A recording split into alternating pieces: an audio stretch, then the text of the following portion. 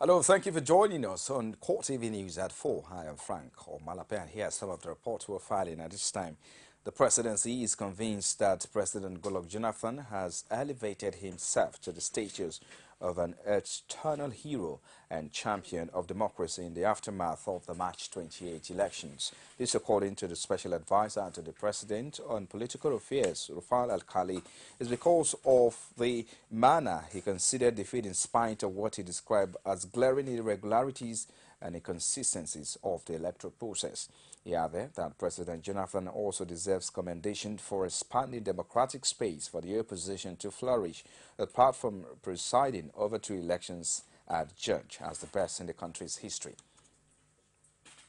And our President-elect Mohammed Buhari has called on all Nigerians to embrace peace this Easter and celebrate the nation's rebirth as they commemorate the resurrection of Jesus Christ. In an Easter message to Nigerians and the Christian worldwide, he personally signed. Nigeria's incoming leader urged the citizens to unite and use the season of Easter to celebrate both the resurrection of Christ and the rebirth of the Nigerian nation. According to a message released by the campaign office, Buhari notes that having overcome the anxiety and fear that trailed elections, it is now time to rebuild the nations with the values of peace and love for one another. And now the All Progressive Congress Presidential Campaign Organization has denied that President-elect Muhammad Buhari promised to end the Boko Haram insurgency within 2 months. He described the rumor making the rounds in some sections of the media on the alleged time frame as misleading. Spokesman for the campaign team, Garba Shehu, explained that the president-elect would need some time after being sworn in to study the situation before drawing up a strategy with security chiefs. This, he argued, is why President Buhari did not and could not have set a 2-month time frame for stemming the tide of terrorism in the country in his media interactions. Shehu was, however, emphatic that the general was clear about his readiness to clear Boko Haram from the country. And now some Abuja residents are convinced that Boko Haram and other groups with terrorist agenda will not thrive under the incoming administration of General Muhammad Buhari. They, however, want him to go a step further by reducing the number of unemployed people in the country. A number of them who spoke with CoreTV News on their expectations also look forward to a better infrastructure in the next couple of years. Now, the National Peace Committee has commended the police for exhibiting professionalism in the course of ensuring security during and after the just concluded March 28 elections nationwide. The committee, led by former head of state Abdulsalami Abubakar, stated this when its members paid a courtesy call on Inspector General Police Sulaiman Abba at the police headquarters in Abuja, displaying that the visit had become necessary because of the police role in ensuring the overall success of the Abuja Peace Accord. Lending credence to the former head of state remarks was John Cardinal Onaikon, a member of the committee, who equally appreciated the noble role played by the police during the elections. In his response, IG Sulaiman Abba described the visit as highly motivational and promised to make it a subject of lecture across police formations ahead of the April 11 elections. And now the United States Secretary of State John Kerry has commended Nigerians and the federal government for the generally peaceful March 28 elections. He also praised voters for exhibiting patience and resilience on elections day in spite of the logistic challenges. In a statement issued by the U.S. Department of State, Kerry commended the Independent National Electoral Commission and Chairman Tahiru Jega on the use of card readers to increase the credibility and transparency of the electoral process. He added that while the U.S. government noted reports of logistic problems, it was convinced that such incidents did not undermine the overall outcome of the election. And our French President François Hollande has congratulated Nigeria's President-elect Muhammad Buhari and invited him to Paris for discussions on expansion of trade between France and Nigeria. Hollande, who spoke to Buhari via phone, felicitated with him on his success and noted the generally smooth electoral process which solidified Nigerian democracy. The French head of state assured the president-elect and his country's wish to continue to the close relationship that existed with his predecessor, Goodluck Jonathan, and retweeted France's support for Nigeria and its neighbors in their effort to combat terrorist sect Boko Haram.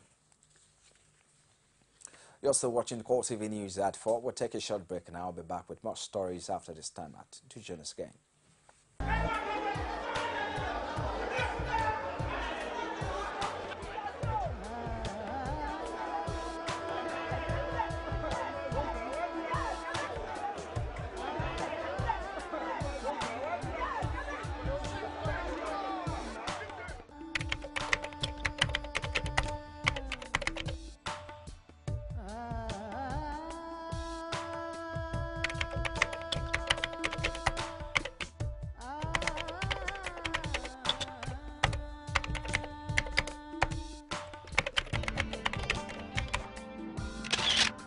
Morning, Mr. President. Morning, sir. How are you, Mr. President? How is the campaign?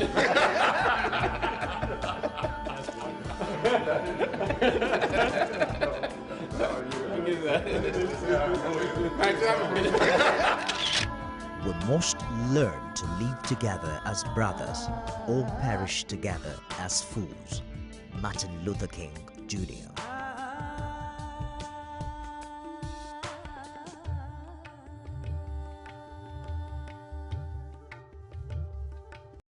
This is CoreTV News at 4 live from our Lagos studios. For more information on our news, you can like our Facebook page. It's facebook.com/CoreTV News. You can also follow at CoreTV News NG. And for live streaming, log on to youtube.com/CoreTV, leave a space, the news. And now the police have described the death of former Inspector General of Police Mohammed Diko Yusuf, popularly known as MD Yusuf, as a big loss. The elder statesman died on Wednesday night in Abuja after a protracted illness. Reacting to the death, First Public Relations Officer Emmanuel Ojukwu said he played a prominent role in transforming the police. He also advised young officers to emulate the good legacies left behind by the departed IG. He also advised other people to trail behind him. And now President Goodluck Jonathan has commiserated with the government and people of Katsina State on the death of former Inspector General of Police Mohammed Diko Yusuf. He also condoled with Yusuf's family as well as the Arewa Consultative Forum on the death of one of its leaders in a statement issued by the presidential spokesman Ruben Abati. The president expressed his belief that Yusuf will long be remembered for his outstanding political courage during Nigeria's transition to democracy after years of military rule. President Jonathan recalled that as leader of the grassroots democratic movement at that time, the former IG displayed bravery and patriotism. And now President-elect Mohammed Buhari has described the death of the late Inspector General of Police Mohammed Diko Yusuf as a great loss to Nigeria's democratic struggle. He noted in his statement in Abuja that Yusuf died at a point his valuable advice was still needed by Nigerian leaders. General Buhari recalled the role of Yusuf in Nigeria's democratic struggle during the military politics of section, where he was courageous enough to speak even if he was standing alone. According to Buhari, despite the constriction of the democratic space, the late Yusuf was the only politician who will establish his own political party to challenge the military services section agenda. He argued that only an indomitable Democrat like the former IG could have taken that personal risk. Away from that now, the Nigeria Medical Association has also hailed the emergence of Muhammad Buhari as the country's next president. The umbrella body of the medical and dental practitioners in Nigeria has also offered to collaborate with the president-elect. NMA in a congratulatory message says it is prepared to contribute its quota to effective governance as well as intensify effort to overcome the challenges in the health sector. This is noted with a view of ensuring Nigeria attains universal health coverage. Nigerians seem eager to know the permutations that will take place in the legislative arm of government as the main opposition party emerged the winner of the March 28 presidential and National Assembly polls. Our correspondent Oluwase Adegoke met with a political scientist and a legal practitioner on this issue. Her report. The Nigeria's National Assembly is a body saddled with the responsibilities of equally representing the Nigerian masses in each state, irrespective of its size in the Senate and the proportional representation of population in the House. With the main opposition party, the APC, about to make majority in both houses, the question remains, how will the shift in power affect the legislature? In terms of the arrangement, I think the APC zoning arrangement initially was for the East, the Southeast, to produce the Senate president, which of course people were thinking that Senator Ngige would have been the Senate president if he has won, but unfortunately he didn't win in his own senatorial district. So it will now be, maybe we go to Northeast or North Central. North Central will be Kwara State. Nigerians look forward to how the second arm of government will perform their constitutional duties in the coming democratic republic. Most of these international institutions to come in and be plugging your best brain for their own advantage, the public infrastructures, even the judiciary needs to be addressed. And I'm really delighted that we have a vice president that has given us a taste of what he's capable of doing right away from the time when he was the Attorney General of Lagos. With the new government taking over on May 29, 2015, Nigerians only hope for the best in the coming administration. Oluwase Adegoke, CoreTV News. Still in the spirit of triumph, the leaders in Lagos have met with Akeem Miamba, the Lagos APC governorship candidate, and some other APC stalwarts to congratulate the party on the victory at the just concluded presidential polls. The Indigo leaders also implored Ambode to rest assured, promising that he will get the votes of the Igbos in Lagos come April 11th.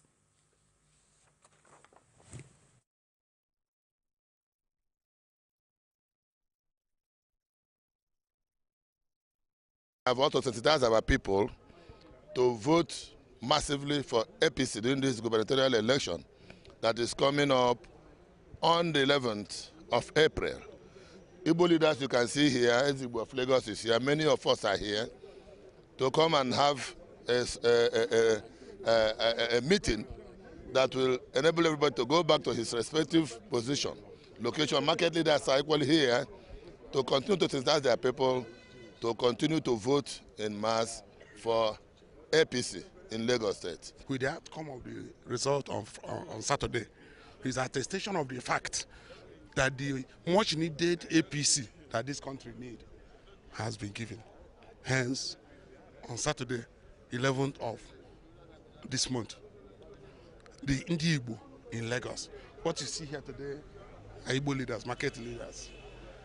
We shall convince our people, talk to our people, so that they will not go and repeat what they did on Saturday. On Saturday, most of Igbo people did sympathy vote to Jonathan. You understand me? That has come and gone.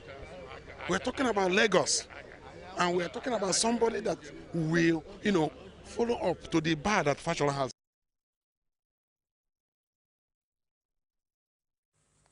And our national leader of the All Progressive Congress, Bola Tinubu, on Thursday had a closed-doors meeting with another leader of the party and former Vice President Atiku Abubakar.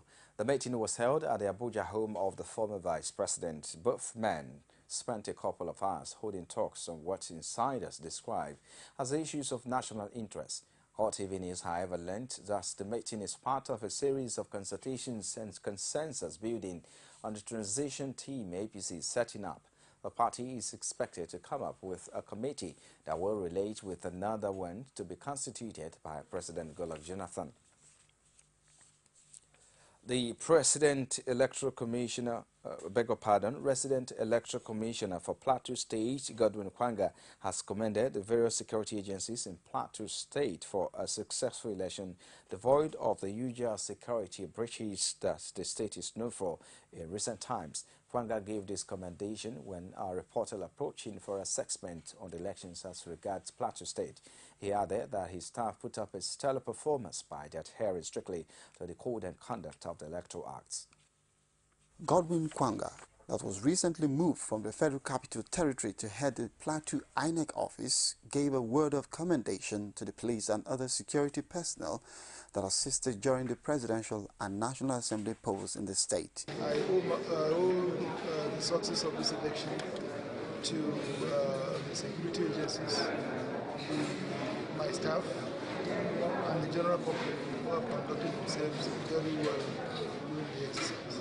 The REC added that although the fair elections were achieved, he however pointed out that salient areas that the Commission needs to work on to meet up to international standards as seen in more developed climes of the world, particularly the issues of logistics, where the ad hoc workers were left stranded at their polling units when they finished very late into the night at various places in Jos. What INEC is doing is not foolproof. There can be improvements in all areas, depending on the need for such improvements. So in all the areas, there can be improvements, like in the area of logistics, yes, the area of commencement of accreditation, the area of collation of results and retrieval of materials, and so on. Whatever aspect of the elections that are improved. Kwanga took her time to call on the politicians to remember that there can only be one winner at a time and should therefore avoid violence because there are other opportunities for them to recontest for the same position. To advise the Nigerian politicians to be calm, to take politics not as a do or die thing. When they contest election, they should know that there will always be a winner. And that winner, if there is one position, it is always going to be one person. And that if they lose, they should exercise patience and hope that next time they are interested in the contest again. And if they do like that, the polity will be very sanitized and devoid of violence and crisis. Thank you so very much, sir. Plateau State only witnessed one case of protest at Jos North local government area during the just concluded elections. It's the CoreTV News at 4. We'll take another break now. We'll be back with more stories after this time out. Stay with us. From time immemorial, women have birthed life, shaped character, and by extension, influenced the society. Moremi of Ife, Emoten of Benin, Queen Aminat of Zaria, all women of influence and power. Whether it's before election, after election. How ironical, women being so powerful yet have few grounds in decision making. They see you as a wife, and I see you as a wife to a man. We are talking women in politics. A woman will be bold enough to stand up and say, I want to become president of Nigeria. Only on CoreTV News. And outside Nigeria now, the influential former Malaysian leader Mahathir Mohammed on Thursday, April 2, launched a stinging attack on Belagwad Prime Minister Najib Razak, demanding explanations into highly sensitive scandals and warning the ruling party will lose power with Najib at the helm. Now matters proceed insignificant because the retired 89-year-old former strongman spearheaded a campaign against his own successor Abdullah Ahmad Badawi that resulted in Abdullah's 20-owner ouster and replacement by Najib. In his widely read blog, Mahathir waded into previously taboo territory and calling for the truth to be revealed in a sensational scandal linked to Najib that concerned alleged corruption in a submarine purchase and a still unexplained 2006 murder of a Mongolian woman. He also raised questions over a state-owned investment company launched by Najib that is made in $11 billion debt. and has been hit by numerous reports of alleged fraud and questions over the whereabouts of hundreds of millions of dollars. Analysts have said Mahati's campaign so far looks unlikely to topple Najib, who remains strong in the party. Well, and that's the wrap on CoreTV News at 4. Many thanks for watching. I am Frank Omalape. Bye for now.